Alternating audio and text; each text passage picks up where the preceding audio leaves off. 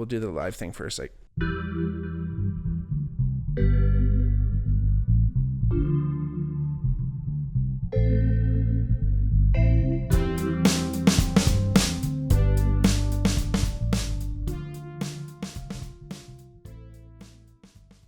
hey everybody, welcome back to the Bigmark podcast. It's me, your host, Bigmark. If it's your first time listening, welcome. If not, welcome back. Like I always say, if you ever wanted to reach out to the podcast, let us know anything. Let us know an idea for a topic. If you want to be a guest on the show, honestly, that's how we've got most of our guests on the show. Reach out our DMs at the Bigmark Pod or at the Bigmark Podcast. Let us know what you think. Let us know what you know.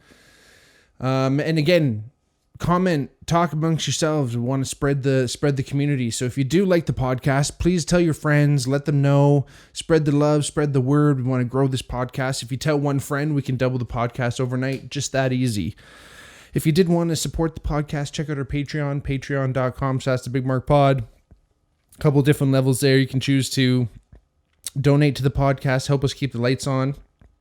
And if you're watching on YouTube, make sure you subscribe and like the video, subscribe to the channel, make sure you know when the next video is going to come out. And like I said, spread the word, spread the love, rate the podcast, tell your friends, do everything, and we'll keep growing the Bigmark podcast community. Again, thank you so much for spending your time with me today, tonight, this morning, wherever and however you might be listening or watching. And again, I really appreciate it. We really appreciate it here at the Bigmark podcast. And I wanted to talk about something today where, you know, how I like to do these solo episodes and try to mix in a guest as many times as I can. And when I do the solo episodes, I try to kind of keep it around a topic. And sometimes that topic's a little bit more rigid and, you know, there's a lot more facts I want to cover and, you know, maybe it's an historical event or something like that, but some of the topics tend to be a little bit more broad, and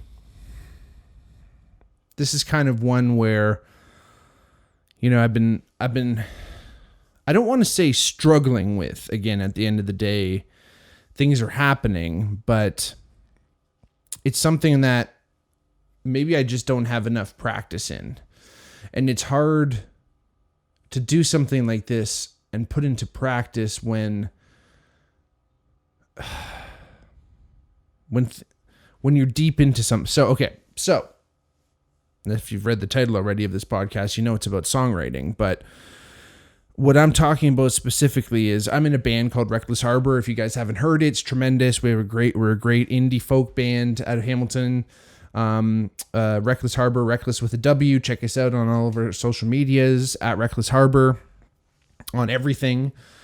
We are in the process of doing some recording, so we're going to have some songs out on Spotify and streaming platforms very soon. But if you don't see that right now, and if you are watching on YouTube, pause this video right now and go check out our channel. But we're a 4-piece band. 3 out of 4, excluding me, have all been able to write songs and bring to the table and say, hey, these are good songs, and we've all loved them and made them into Reckless Harbor songs, or at least facilitated the songwriter's vision as best we could. Now, a few of the reasons why I haven't brought anything, main reason being I really enjoy collaborative work. I enjoy bouncing ideas. I enjoy throwing bullshit ideas out into the world to see if anything sticks, and going through that whole iteration of, oh no, that's not a good one. Let's move away from that. And you know, narrowing down things by trying to find the extremes of a scenario and then working your way into the middle or whatever that might be. But I like to do that with someone else. And I've always wrestled back and forth with, is that a good quality or ultimately a hindering quality?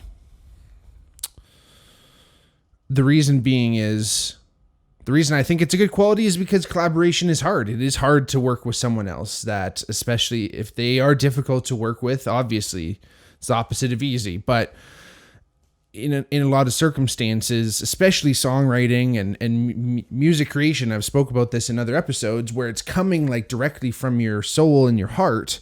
It is really hard in group scenarios to bring that stuff up, to essentially put your heart out on the table and say, hey, what do you guys think? And have, through no malice or ill will, have your band members tear apart that little nugget that came up from your soul. And sometimes they love it. And some, like, you know, obviously I haven't witnessed this firsthand, but I've heard from other artists and other musicians that it's great when the band loves it and helps you facilitate and helps you bring that idea to fruition with you at the helm and you're making final decisions. But again, when you're in a band, it is a collaborative effort. It is everyone involved. It is not just you bringing something to the table. Yes, there are some bands where it's the one person doing everything and that's set up from the start. But even still, every other artist is going to bring their own interpretation unless the songwriter is capable of telling them exactly what they want, and the performer is able to perform exactly what that person wants, right? So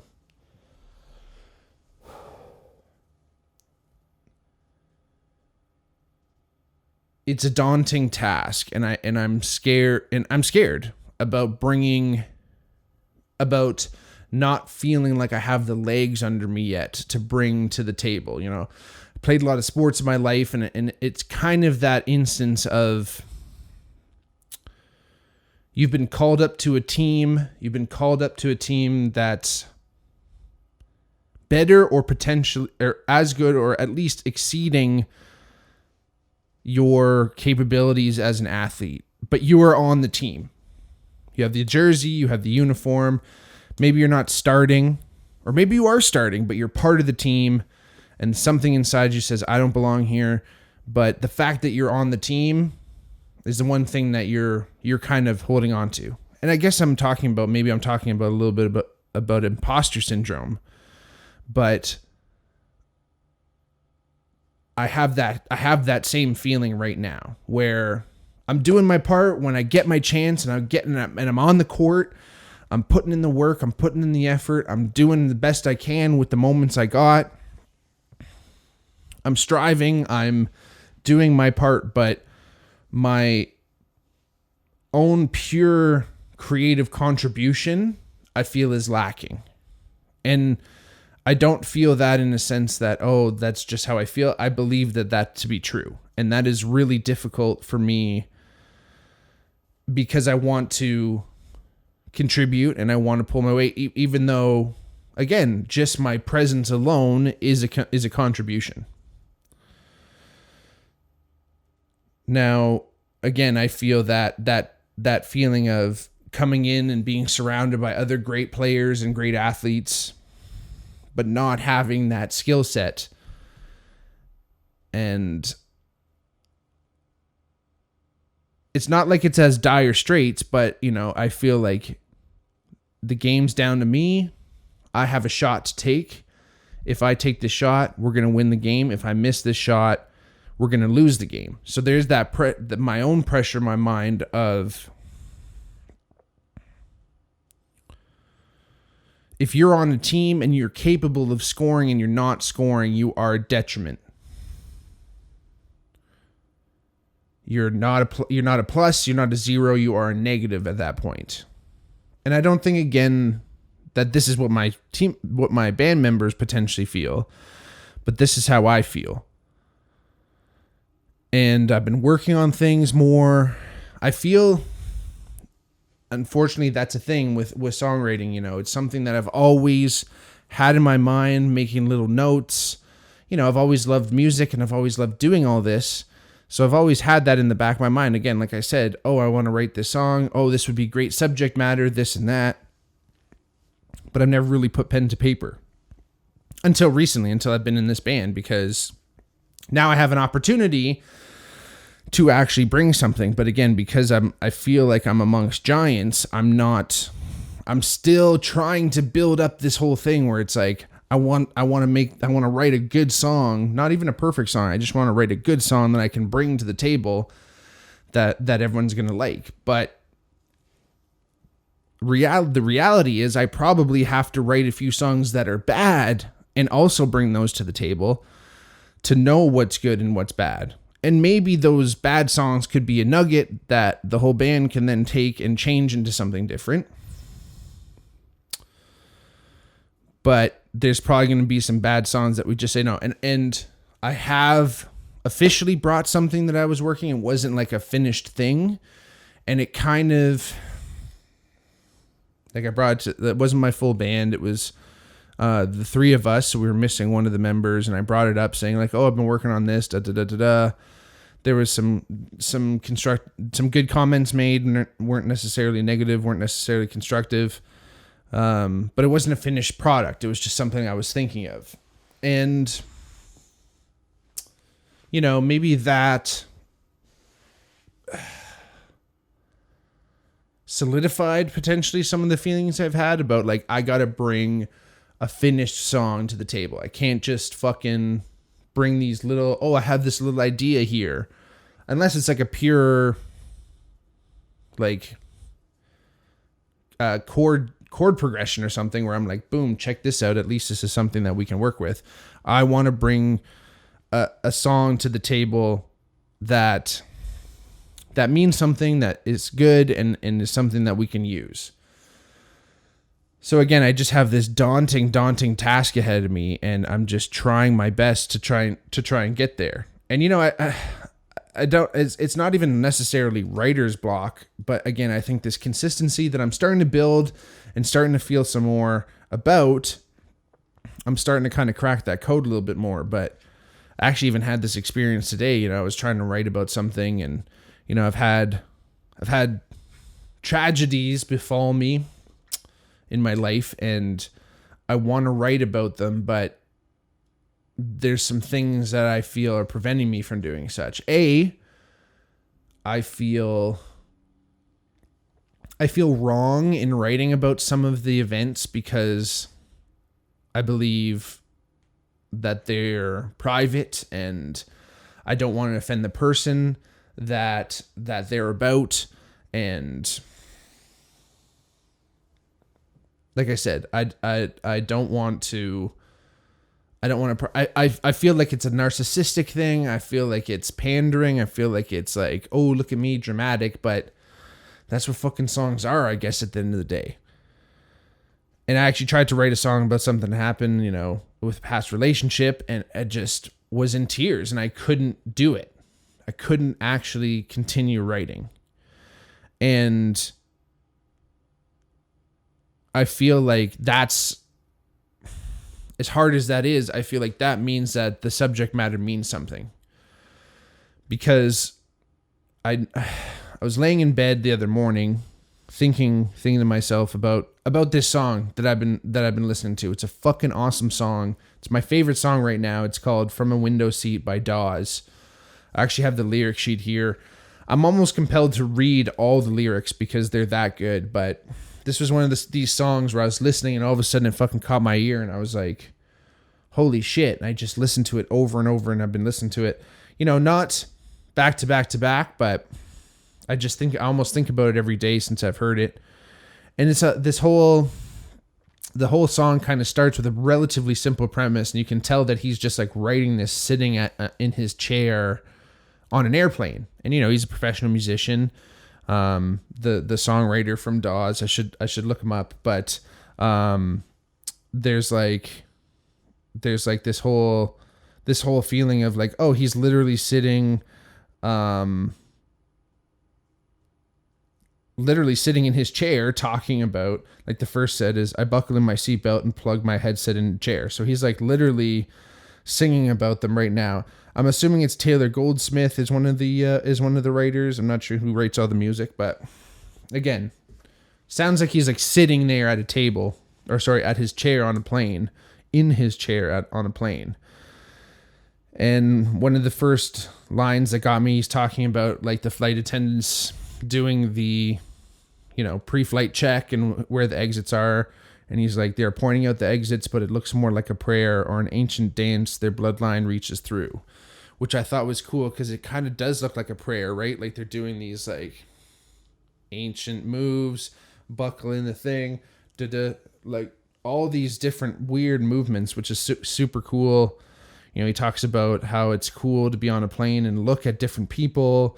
And it's just like essentially kind of like a people watching thing. And the first chorus, which is super cool, he goes, and I think maybe he's in town for someone's birthday, or maybe he makes trouble everywhere. But as much as he resists the conversation between the rivers and the freeways, he knows it's always there. Now, there's many different things I want to break down in this. I love the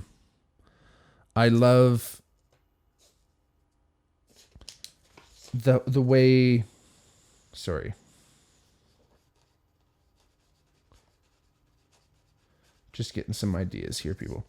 So the way that's written, I love how he's clearly talking about maybe someone on the plane that he's seeing, but that line, he resists the conversation between the rivers and the freeways, implying that there's this idea that there's a conversation going on between the rivers and the freeways that are these meandering channels of life. But one is completely natural, made by the earth, and one is made by humans. And why is that not natural? Because we are nature, we are from nature. Why can't the freeways be just as natural as the rivers? And that there is an interplay and there is a conversation that happens with those, and the rivers go under the freeway and the freeways go over, and there's some go under. There's fucking roads that go under rivers, as we all know. And there is an interplay there that we view, humans, people, we view as two separate things, but they are one. That was all captured in, and again, who knows? And as the listener, who knows what I'm projecting onto this? But that's the beautiful thing about songwriting is you write a song, and you might have all the intention of the world of what the subject matter is about. But once you release that into the world, people can take this in a million different directions, just as I am right now. At one point in the song, you know, continues talking about, you know, kind of what he's doing, and then the second chorus, which is based in the same structure as the first, he goes, and I find that the hero in this song that I am writing doesn't know he's just an image of myself. But as much as he resists the conversation between the rivers and the freeways, he's somehow always asking them for help. So again, there's this idea that when you're writing a song, the person in it, and this goes for many writers, most of the time the hero of the song is, or of anything, the hero of the story tends to be yourself. Because who else do you know? What other personality, what other inner character, inner being do you know better than your own? And I think it's just a beautiful instance where he's kind of almost realizing that, but then he's personalizing that hero in the story by saying he doesn't know he's just an image of myself, which is, you know, a classic literature thing, right? Little does he know, implying that there's, you know, that he's speaking about a character. There's a really beautiful bridge in the song. And it goes, I want to make out all the signs I've been ignoring, how the trees reach for the sky or the length of someone's hair. And it's like, you know, you're not always looking at that stuff, right? It's all around us. We're constantly seeing it. But again, there's something in this song. There's a thread through this whole song that speaks about interconnectivity, because he says, because when you don't know where you are going, any road will take you there. And then he finishes with the last chorus, which is beautiful. And he switches it all up and he goes, so maybe I'm in town for someone's birthday, and maybe I make trouble everywhere. But as much as I resist the conversation between the rivers and the freeways, I know it's always there. And I think it's such a cool thing where he changes it. He goes, maybe he, and it's this separate, and it's this us and them mentality. Maybe he's in town. Then the hero realizes he's an image of himself, of the writer. And then the final lines are, maybe I'm in town. He really ties that whole idea of, we are the subject matter. And everyone wants to be the hero in their own story. When you're reading a story and you relate to somebody and there's something in the story, we don't always want it to be a side character. We want to be the main character. Everyone wants to be the main character in their story. And I find that there was the day when I was laying in bed, like I was mentioning, I kind of finally put these pieces together when I kept mulling over that one line about that maybe the hero in the story doesn't realize he's just an image of myself. And that thought of everyone wants to be the hero in their story, something really clicked in my head where I've been struggling with some of the songs I'm writing. I feel get too personal, and maybe I feel such strong feelings because I'm using like I and nouns or whatever, pronouns. I don't know. Shit. Yeah, I guess. Like pronouns like I and me and my and her and that, or like that idea of it's personally my own. And if I'm singing this, I'm going to be saying I and this and that. But I can be he, I can be she, I can be we. It really hits home that whole idea that we are truly all interconnected. There is no difference between you and I. We all think that we are part of this huge, important thing that is our own lives, and that everyone else's lives, they're not going through the same things that we are, or they're not experiencing the same depths of emotion and feeling and intimacy and sorrow and loss and happiness and joy. We're the ones that are feeling that harder than anyone else. But how could we? How could we ever know? And if that's the fact, that means there is someone feeling harder, and then someone feeling more than someone else or less. But we're all on this big continuum. We're all in this big space. This all interconnected idea of this disembodied consciousness, something that this collective unconsciousness that exists above all of this, above all of ourselves, in this idea that, whatever higher power, whatever that might be to you, that we're actually all a part of that, and each person is just a little separate node that's a part of this interconnected web.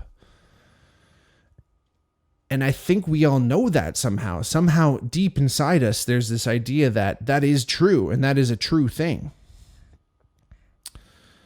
And the hero's journey becomes so important in all literature, including songs. And if you can, the interesting thing about a song is that it becomes a very short story. So if you're trying to give yourself a beginning, a middle, and end, you really have to condense and bring things down and digest things into really important, palpable lines. And I think that's another thing that I struggle with, is that I know that each line has to carry weight, and some of the great writers that I love can write a line and the heaviness and ideas, like, again, just that Dawes song I was just showing. One line can capture so many ideas and feelings and thoughts all at once. And that's where I'd love to be. That's where I want to strive to. And, I want to capture that idea that when the hero leaves a place, and whether that place is physical or that place is emotional or that place is spiritual, and you're going into this new realm and you're experiencing trials and tribulations and changes, and then it all comes back to the beginning. But you're a changed person. That is the only difference, is that the environment might change on the outside. There might be a change on the appearance of the environment, but truly it stays the same. And humans are dynamic. People are dynamic. We're ever changing. We're ever growing. We're ever maturing, or going in the opposite direction in some cases. But we're the ones that change and adapt to these perceived new environments. And as much as the world is changing with climate change and as much as we fucked up, we know that humans are resilient, and that's actually the scariest part, is that I think deep down we're not doing anything about all this shit because we know we are all capable of adapting to whatever it needs to be. That's the reason why we're here still on this planet, is because humans are adaptable. That's not to say that we don't need to do something serious about what's happening in our climate, but knowing that what we truly fear is the truth that we know we are all powerful. We know we are capable of anything. We know we're capable of creation and destruction on the extremes of both ends, the utmost, the most minute, from the micro to the macro. We are capable of all. But we're scared of that happening because there is something about being dynamic. There is something about reacting to what's happening that almost is comforting sometimes, where, yes, the unknown is scary, but also knowing that we can change, knowing that things will change, is comforting. But the chaos and the extremes and everything all exist all at once. And being a channel for that energy and allowing it to flow through you and not fight against that, and this raging river that is existence and that chaos that I mentioned, if it's like a river that we're flowing down, we're experiencing turbulence because we're clinging to a branch on the side of the river, and we're getting beaten down by the white water and the heaviness and the unrelenting flow. But if we just let go of that and float down the river and allow ourselves to be a channel, it's still chaotic. Things are still moving. Things are still whizzing past you, but you are a part of it. And you're not experiencing that same resistance.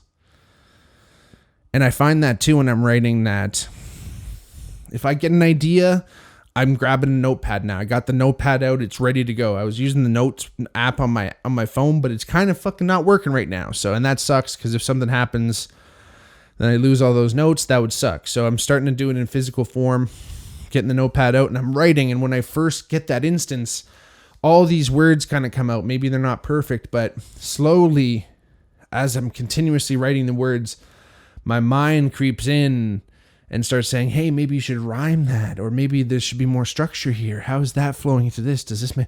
And then all of a sudden I slow down and I kind of lose it.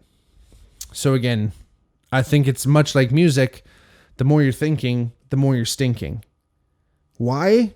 I don't know. We need to be that channel. That's what we need to be. And I think, again, practice and practice and practice just gets you into that mode where you're no longer thinking about all these different ideas. It just kind of comes through you. And some of the great songwriters, I think, have just done so much writing and writing and writing and writing, and then have written a lot of shit and a lot of really bad songs. But within a lot of those bad songs, there's a lot of those good songs. They talk about the muse, they talk about whatever that might be. Putting in the work, you are summoning the muse, you are working with them, you're putting that same energy out into the universe to also receive something back. And again, that's not necessarily saying that the universe owes you anything, but I think that's something I just need to continue to work with. So if anyone's listening, has any tips about songwriting, again, I know I got some listeners out there that are musicians or writers themselves. So please reach out. Let me know. I'd love to collaborate. Like I said, I like working with people. I like doing things with others. And again, hopefully maybe someday I can take the training wheels off and do it myself. Thank you all for listening so much. Thank you for taking the time and listening to me pour my heart out. I really appreciate it. And again, hopefully it'll result in some good songs someday. So thanks again for listening. Don't forget to reach out to us on our Instagram or our Twitter at the Bigmark Pod or at the Bigmark Podcast. Hit us up on our or hit us up on our DMs for anything you want to ever let me know about. But if you're watching on YouTube, subscribe to our channel, like the video, hit us up on our Patreon, patreon.com/thebigmarkpod if you want to donate. Tell your friends, and please enjoy life, live it to the fullest, become part, do your part in the collective unconsciousness, and become one. Thank you all. Talk to you soon. Peace.